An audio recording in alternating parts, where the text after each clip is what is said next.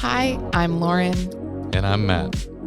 And this is Publish and Prosper, Where publishing, e-commerce, and marketing collide.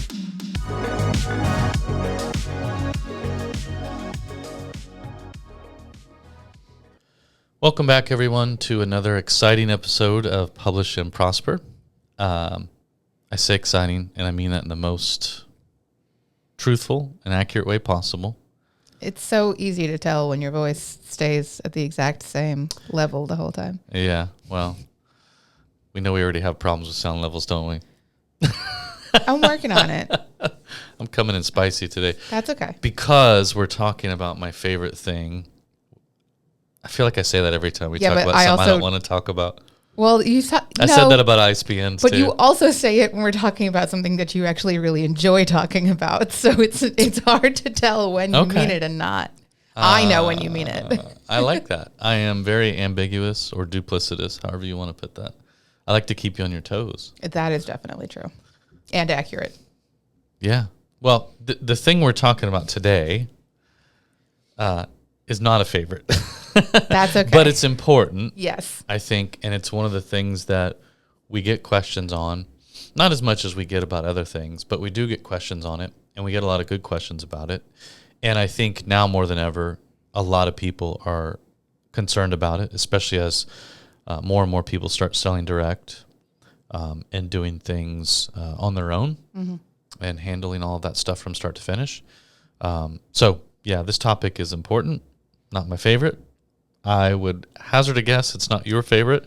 I think we finally found something that maybe is not exciting for you. Yeah, I don't find this particularly exciting. Well, actually, part of it I do, but not particularly exciting. But I agree that it's actually really important, and I think it's important to have in our, if I think our hope and dream for this podcast is that it is a resource for people that are interested in all aspects of self-publishing. Yes. And, it's important to me that we run the gamut of different topics that, the long-term goal for this is that anybody who's looking to self-publish will find at least one episode topic that's relevant to what they're looking for. Hopefully more than one, but hopefully more than one, but at least one. So yeah. What are we actually talking about today?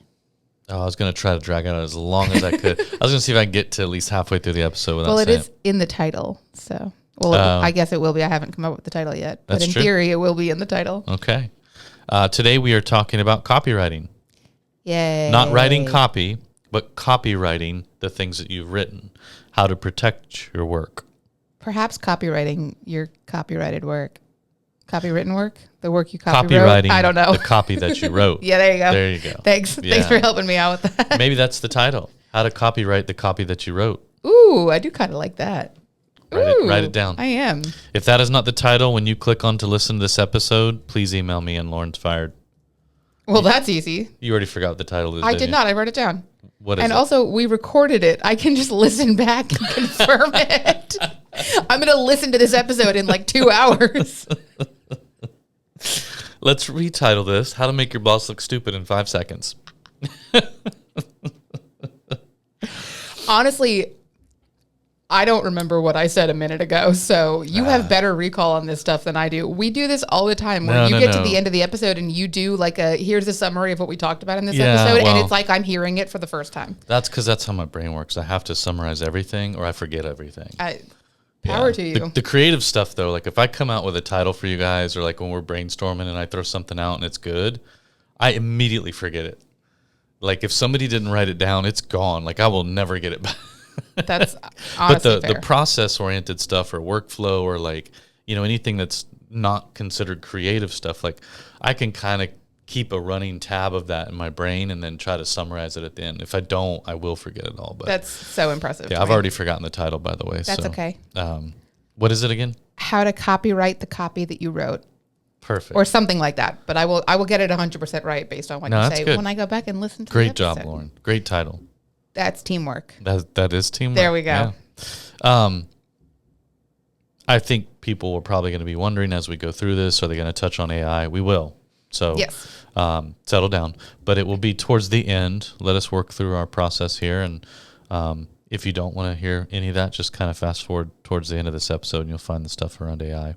Yeah. But also other listen. than that, Yeah, well, and then I think importantly, or most importantly, right at the top, let's be very clear here. And you probably knew this by looking at us or listening to us, but we are not attorneys. We're not copyright lawyers. We do not specialize in IP, trademarks, copyrights, any of that stuff.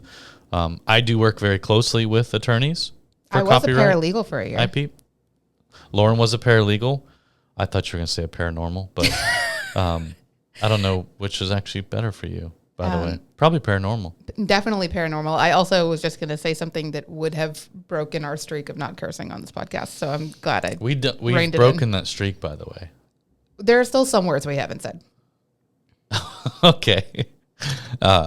Which, by the way, I should be commended for that. I am actually shocked that neither one of us has crossed that line. It's hard for me.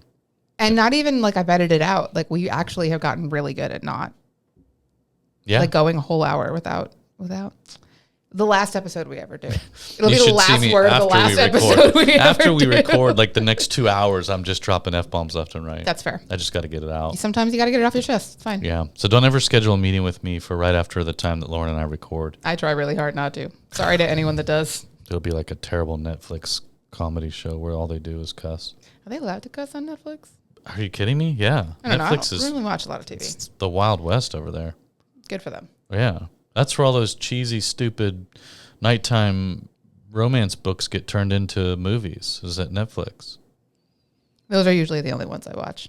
Well, so you're I probably remember that Netflix exists when there's a romance movie coming out on there or when there's a new season of Stranger Things coming out. That's about it. Well, that's fair. Yeah. Yeah. Okay. Yep. What do your bracelets say today?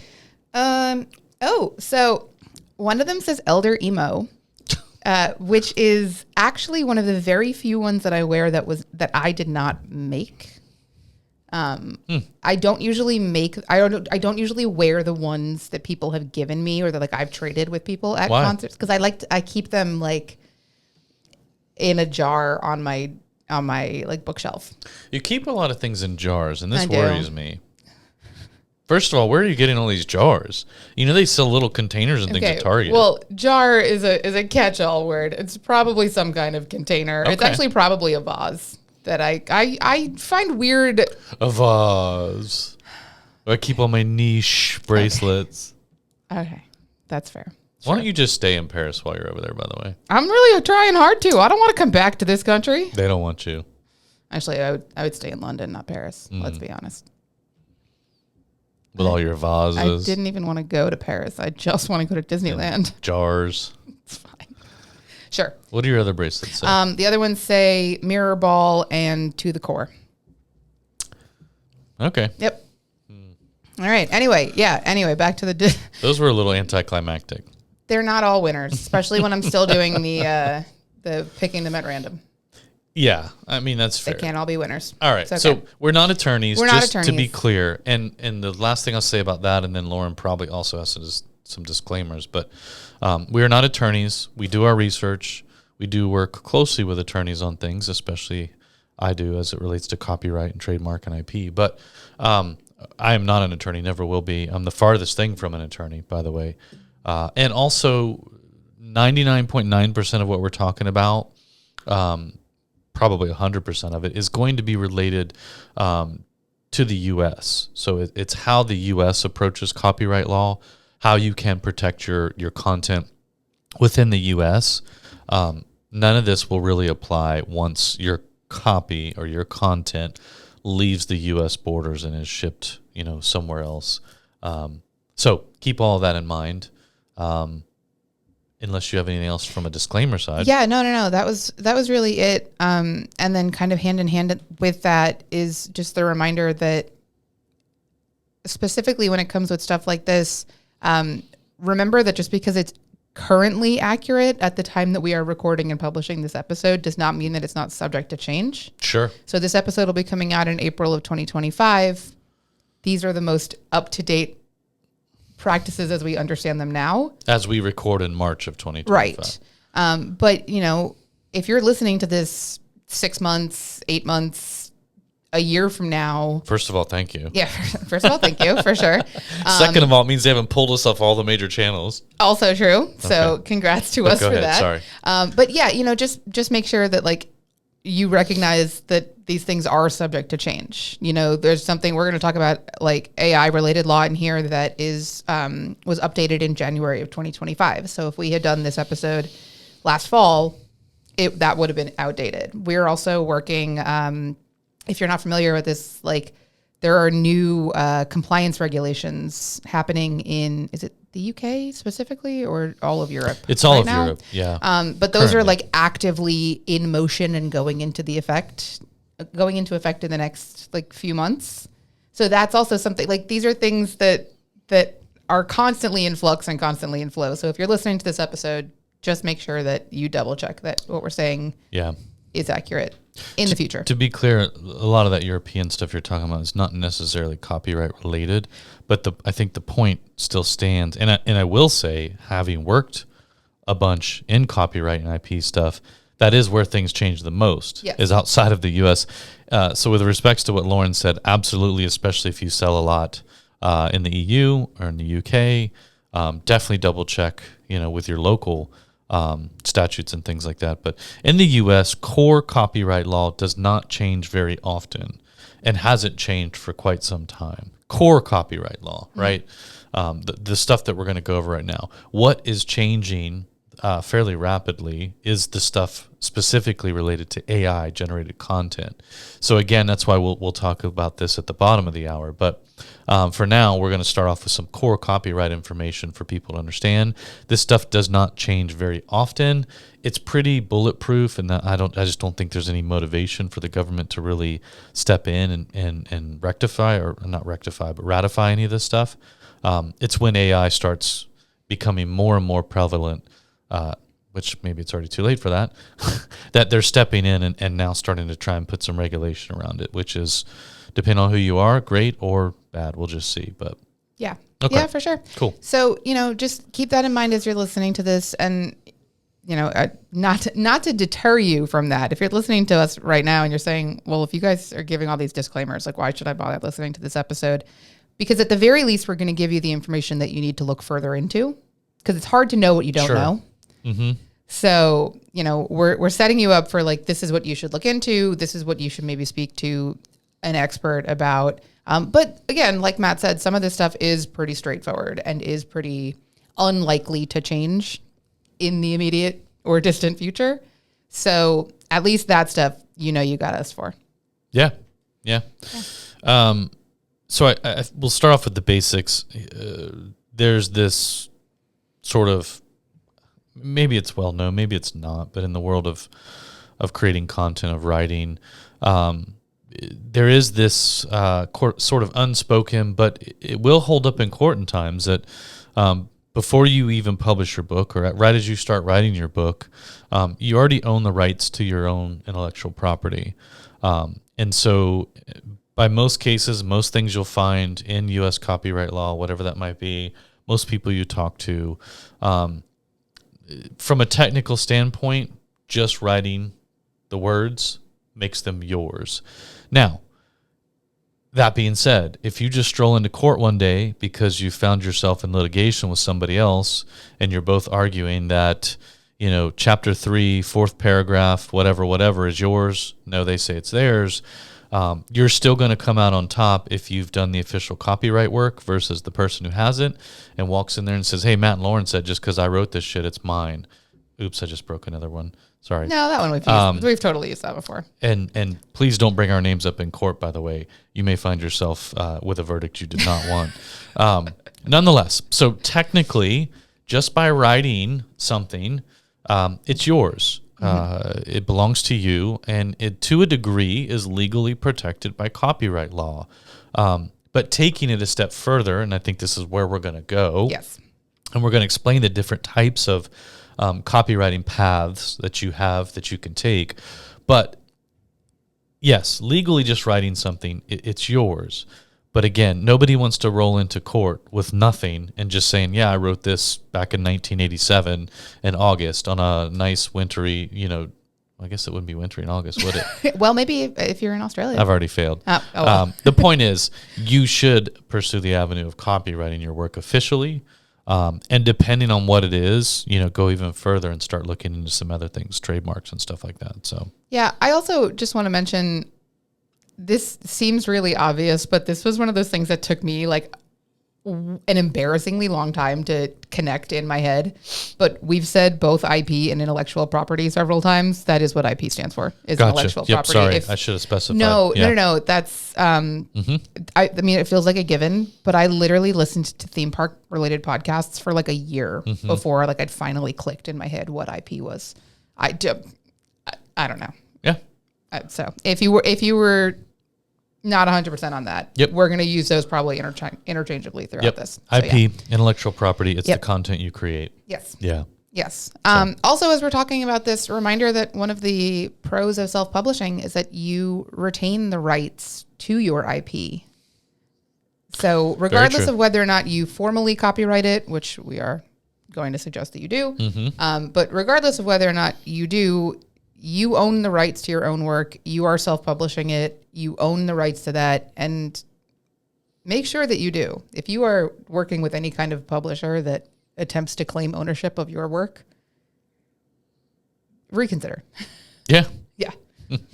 Yeah. 100%. Sure. But how do you secure that? How do you make sure, despite the fact that, technically you own your own intellectual property, how do you secure that? Yeah, I mean, you clearly have to. You don't have to. You should listen to us on this point. But if you don't want to listen to us, the U.S. Copyright Office would tell you the same thing.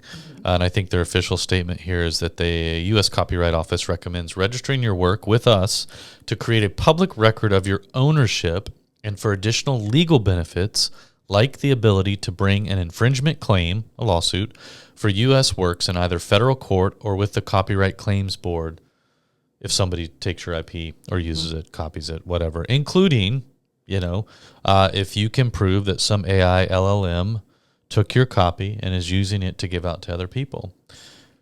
This is something that I think is really important. I didn't mean to jump the gun there. No, you didn't. It just came in my head. No, you didn't. And that's actually, because I feel like as I was writing the outline for this, I could, as I always do when I'm writing these outlines, hear the dissenters in the back of my head going like, why is this relevant? Why do you care about this? Like, why? You think that's what they sound like too? No, That's definitely a weird not. voice. They actually, I know. Huh. I also, my voice sounds like I spent the whole weekend screaming, and I definitely didn't. You didn't? So are you sure? No, I actually I have spent this most image of it you sometimes packing. where like you might spend a whole weekend just screaming in your apartment. I mean, sometimes, but not in my apartment. Usually it's if I'm like at a concert. You value your neighbors too I much. do. Or your cat or Rose? No, Rose is indifferent. Okay. Rose is unbothered by all things. But no, because I mean, I can understand people that might be listening to this and going like, I'm really not concerned about somebody like stealing my book, and like I'm not a big enough, prolific enough author that I'm afraid that somebody's going to steal my ideas and steal my book or whatever.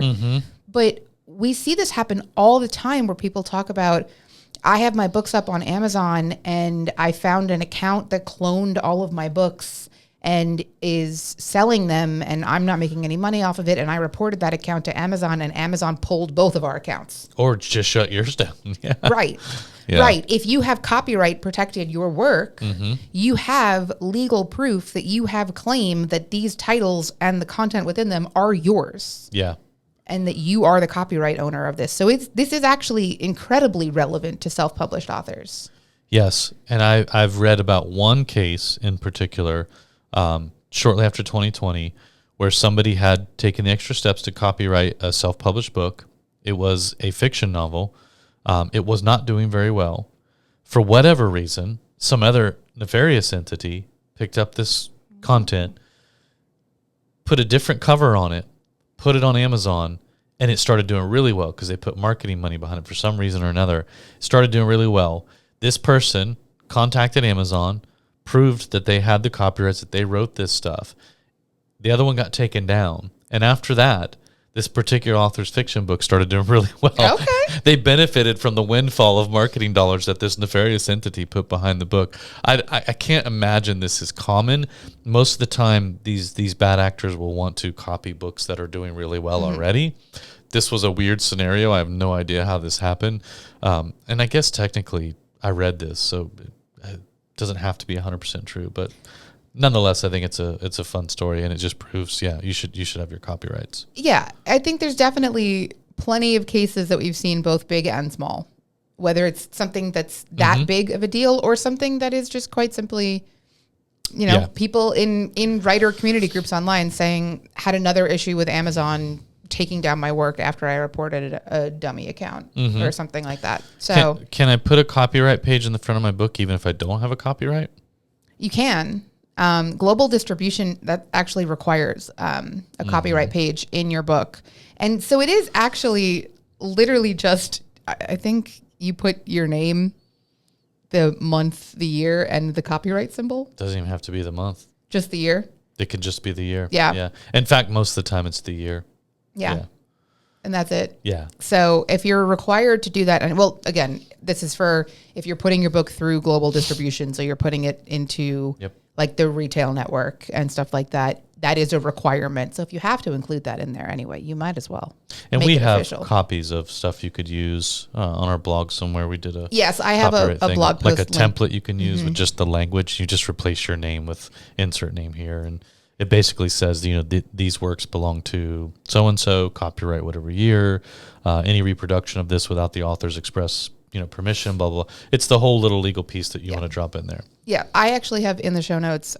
Which is also does not mean that you've now copyrighted your work per se. Again, legally, technically, it is copyrighted because you created it, but you should still take the extra steps we're about to get into. Right.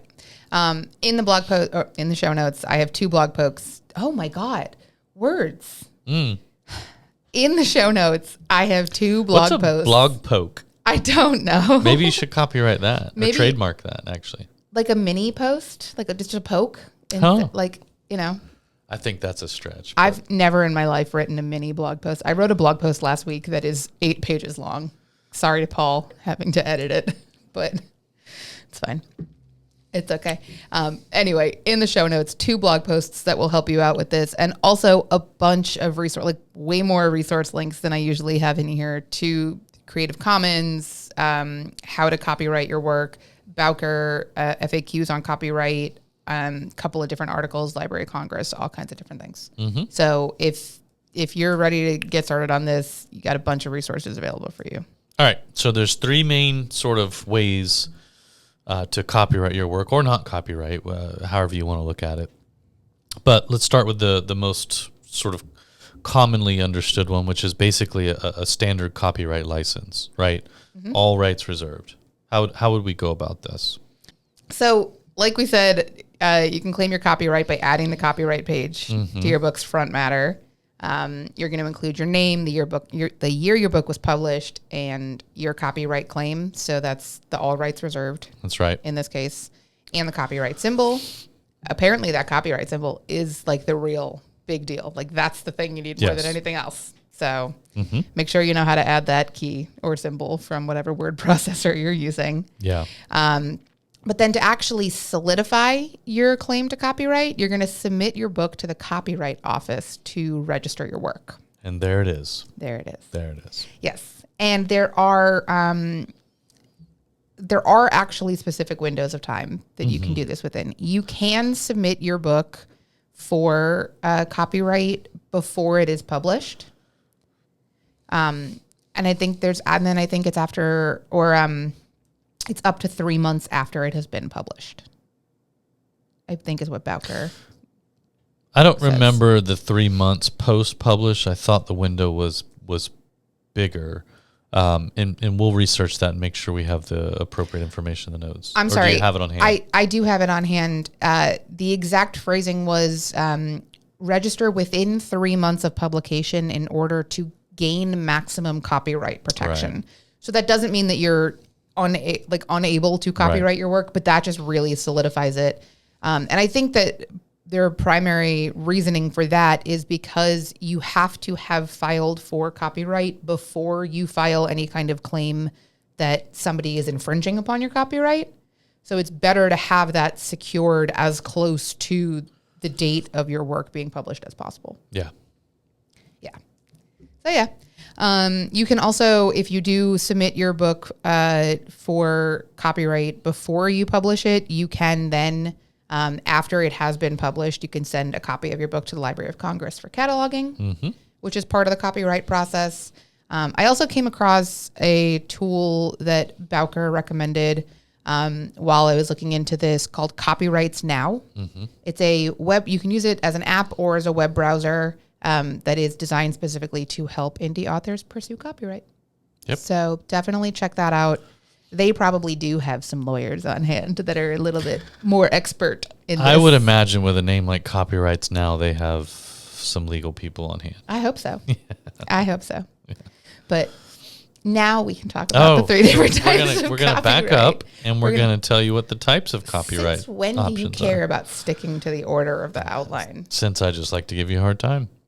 So standard copyright license, all rights reserved. This is the one you most often see in fiction, for sure, as well as in lots of other areas. But basically, it's pretty clear what the guidelines are here in terms of people using your content without your consent.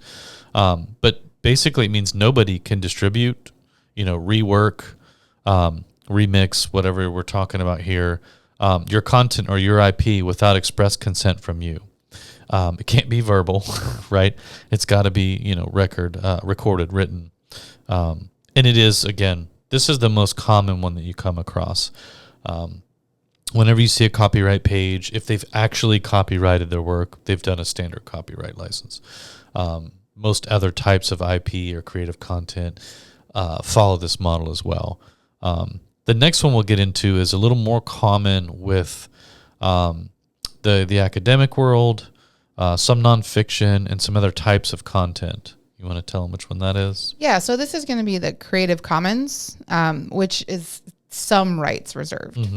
Basically is how you can remember that easily, which is, there's actually 3 kind of subcategories of that then. So there's non-commercial, share alike, and no derivatives. Non-commercial Creative Commons copyright is only non-commercial uses of your work are permitted with credit given to the creator. I imagine this is kind of like when you see like websites that have photo databases that people can upload their photos to them and you can use them, but like Unsplash. Yes. Yeah. Thank you. I was trying to remember the name of the one. That is like free access, open source to access these photos. Right. But you are not allowed to use them for commercial use. Correct. You are downloading them to use them only for personal use. Personal projects and stuff. Yep. Yeah. Yeah. Share alike is work that may be repurposed, remixed, adapted, or distributed with credit given to the creator. And all shared works must also be, wow, what kind of acronyms am I using here? CC by SA, which is Creative Commons by share alike. So if you do remix somebody else's work that was share alike copyrighted, then your work must also be share alike. Yeah. Yep. And then the last one is no derivatives, which is commercial copy and redistribution of material is allowed as long as it is unadapted and credited to the creator. So you're going to see that in the cases of like schools, textbooks, workbooks, stuff like that. Teachers that are making photocopies, bought one copy of a textbook and are making photocopies for their students. This is what's protecting their right to do that. Yeah. Yeah. Yeah, all of these really, you can see why they're more often than not used in the academic world or for those types of content, legal content, things where it's beneficial, especially in an open access world, for people to be able to reproduce this stuff or reuse it. Right. Yeah. And it's also relevant even if you're not using Creative Commons for your own work, it might still be relevant for you based on what kind of content you include within your work. Yeah, for sure. So you might be publishing a book unrelated to this, but if the like cover art has stock photo, in it, or you actually have content in the book that have stock photos or something else like that. Well, beyond photos too, like just content in general. There are times where you may want to pull content from some other reference book or a textbook or a nonfiction work or even, a fiction. You just need to understand, like, what are you going to have to get cleared before you can publish this book?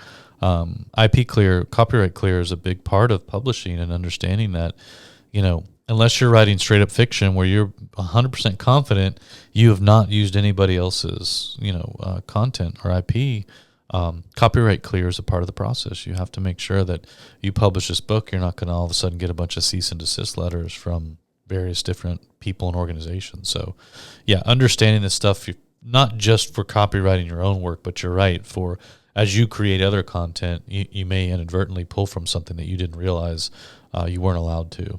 Right. So, and we'll talk a little bit about that too with the AI stuff, but it's always just important that if you are repurposing work of any kind, even if you're citing it correctly, just make sure that you're covering your bases on this. Mm-hmm.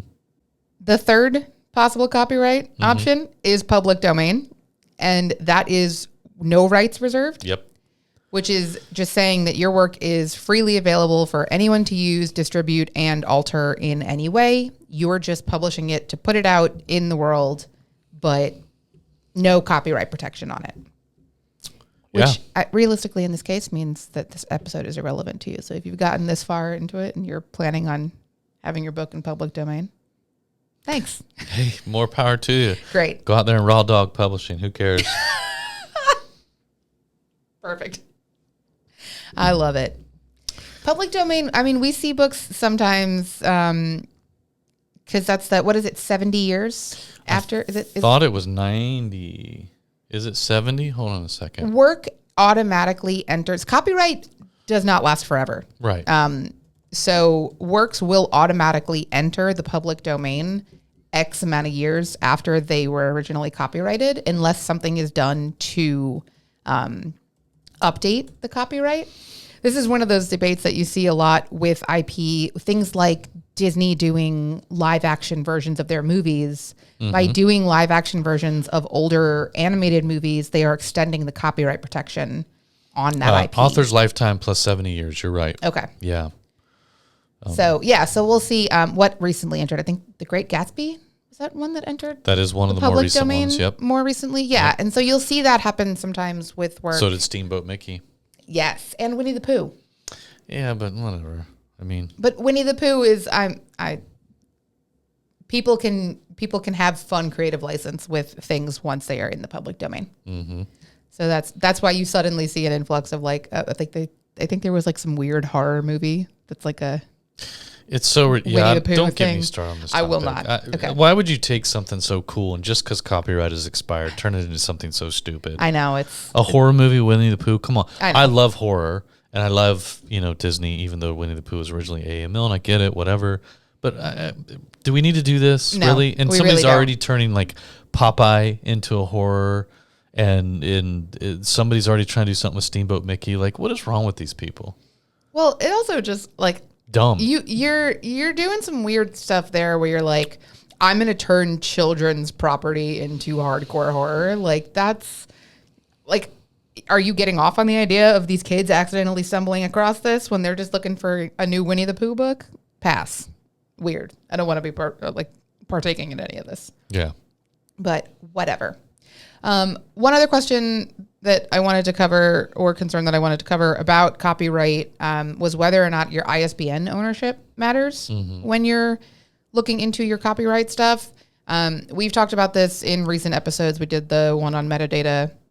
Yeah. I will never do a full episode on ISBNs, so that's the closest we're going to get. But just to cover it, regardless of who owns your ISBN, whether you bought your own or you're using free ones from Lulu or Amazon or whoever, that is unrelated to your copyright. That's right. You own the copyright, you own your IP, your metadata that you set up within that ISBN will include your copyright data. So it will include whether you've chosen standard copyright, Creative Commons, public domain, whatever, but like that is still the copyright and the ISBN are two separate things. That's right. So you retain ownership of your copyright regardless of where you got your ISBN from, or if you don't have one. Mm-hmm. ISBN is really just to tell people who published it for the most part. The same title could have 5 different ISBN numbers or more. It doesn't matter. Yep. So, and public domain is a great example. There are a lot of works that are in public domain right now. You could go grab one of those, reformat it, turn it into a book, get a new ISBN number for it, put it up for sale on a retail platform. Yes. Just because that ISBN number says Lauren Vassallo Publishing, if it was a book by, let's say, Bram Stoker, Bram Stoker still wrote it. Right. Lauren Vassallo didn't write it, but her publishing company has republished it, probably with a cool new cover, whatever, in a different interior format. But nonetheless, the work still belongs to the, well, not anymore because it's public domain, but you get the picture. No, the but ISBN strictly right. just says, hey, this is who published the most recent version of it. And in some cases, it dictates where the money goes, depending on how you published it. But in self-publishing, the ISBN number refers to nothing more than the platform where you publish the work. That's it. And the specific edition. Yeah. So that's something that, if I want, to Matt's example, if I, there are hundreds of different editions and versions of Dracula out there, but if I want specifically this one with this cool cover that was put out by this publishing company, I want to use the ISBN to make sure I'm getting that exact correct version and not one of the hundreds of other ones that are out there. Yeah. So, but that's unrelated to copyright. Your copyright information will be included in your ISBN's metadata, but 2 separate things. So don't worry about that if that's something that you were confused or concerned about. Told you this was fun. So fun. But now we're getting to the fun stuff. Are we? Well, we're getting to the spicy stuff. Which means we're getting close to the end. That too. Should we talk about fan fiction first? There's never a time where I don't want to talk about knew you fan would fiction. say that. Let's talk about fan fiction. Okay. Fan fiction is a question that comes up a lot, actually, when why. talking about copyright.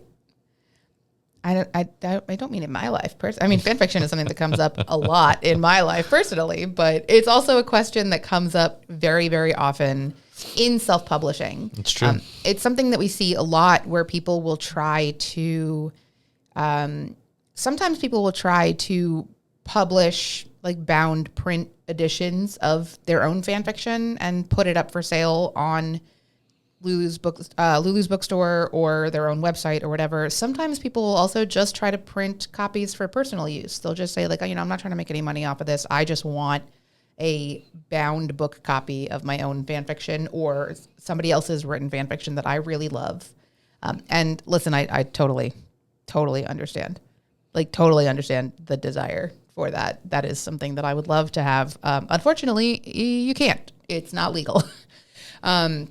So fan fiction as a whole, just the existence of it in general, kind of falls into legal gray area when it comes to copyright law. It's constantly being debated and reviewed. People are arguing about it all the time.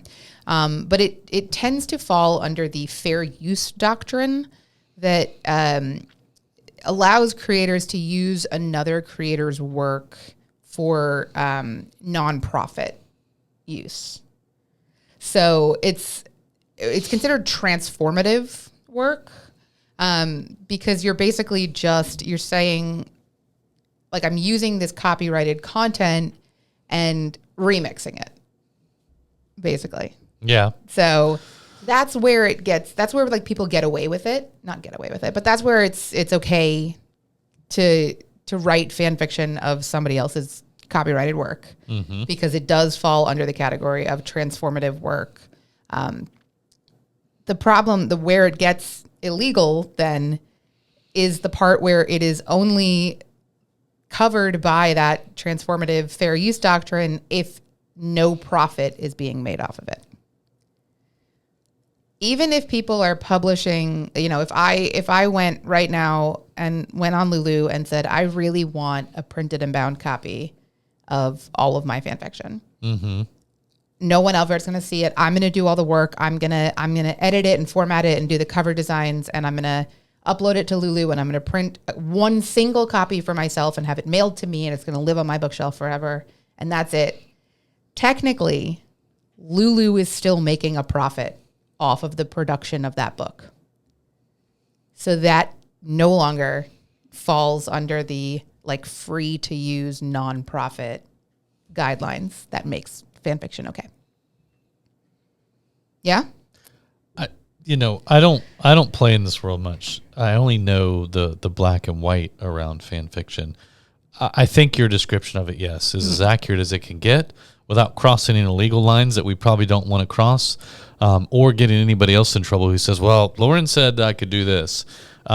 Just know that fan fiction is a gray area to a degree, but there are some very absolutes or black and whites around fan fiction. So yes, there's a gray area there, but it's very easy to fall into that black or white side of the gray too. So be careful with that.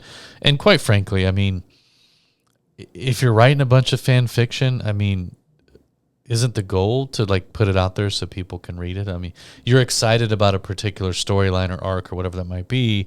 You're creating fan fiction because you want it to continue, or you want it to end a different way, or you want to expand on other characters that maybe the original author didn't.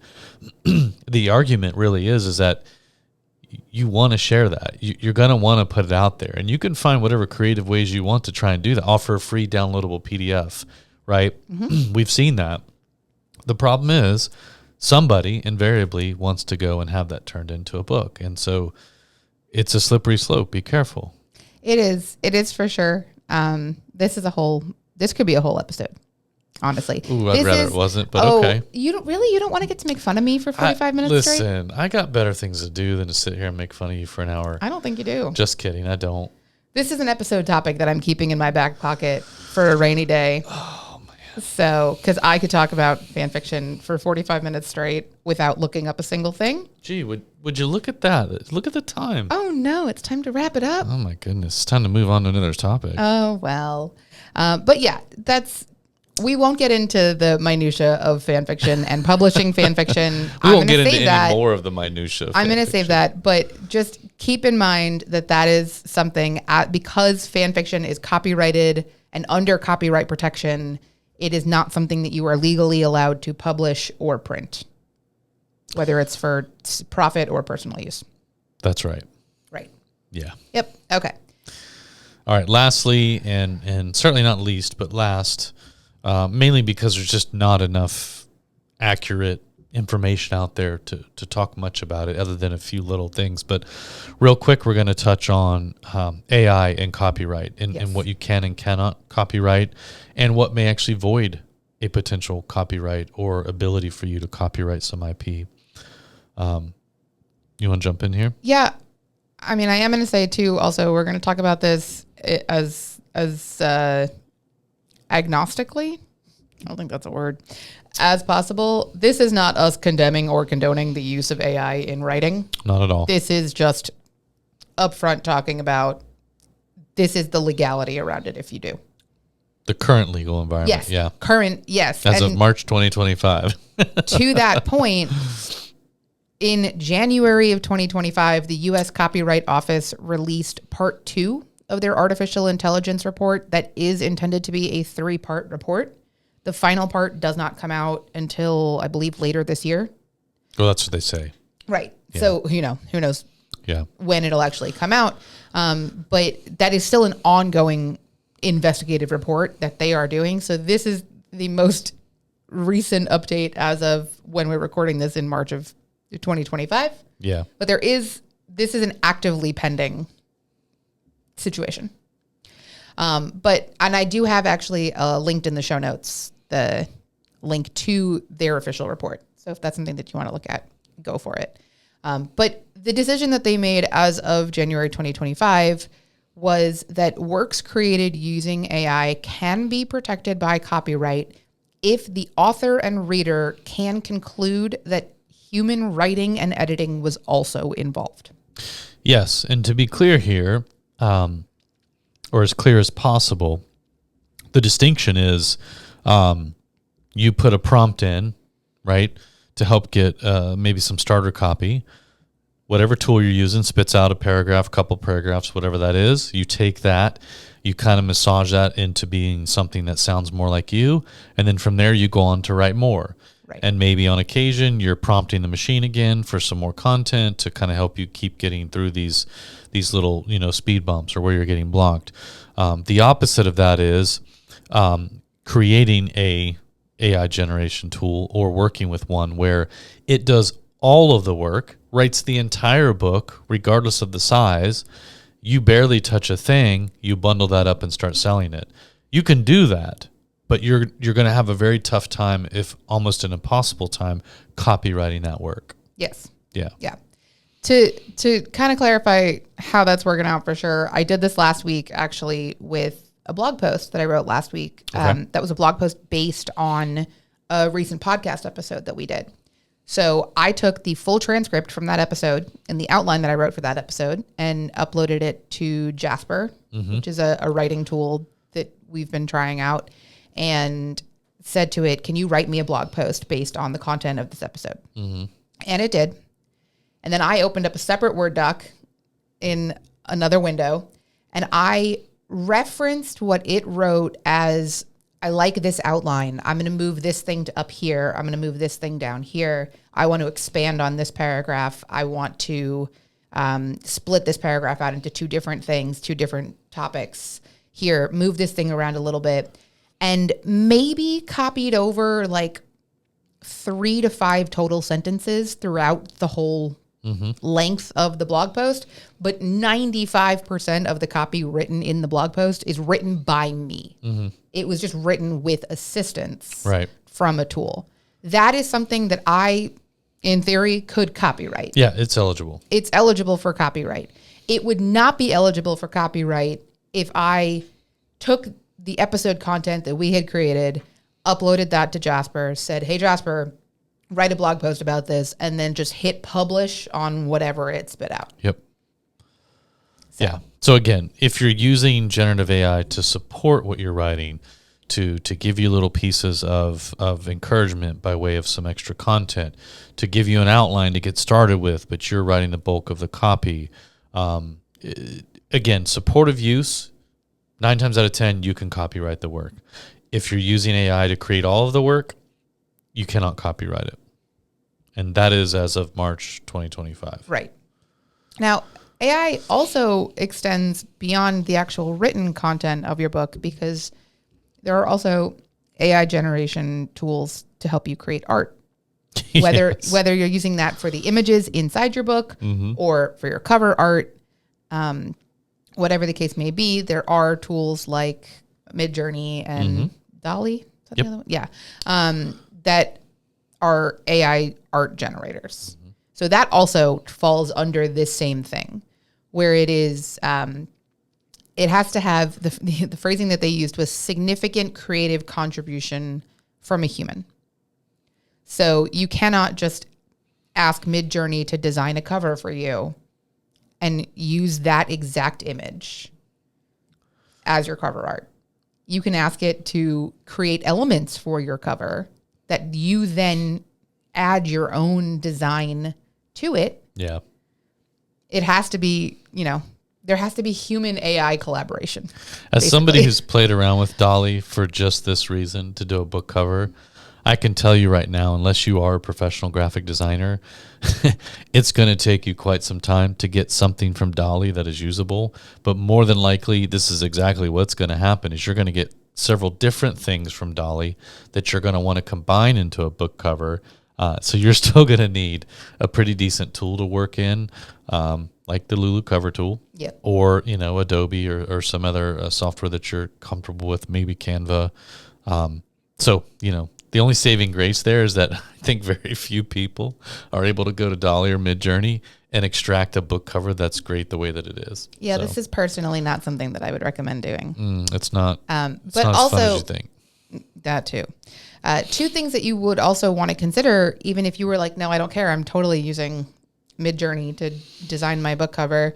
Most AI image generation platforms have some kind of licensing option built into it. So you do want to make sure that even if you do, that you have actual legal rights to use whatever they've created. Yeah.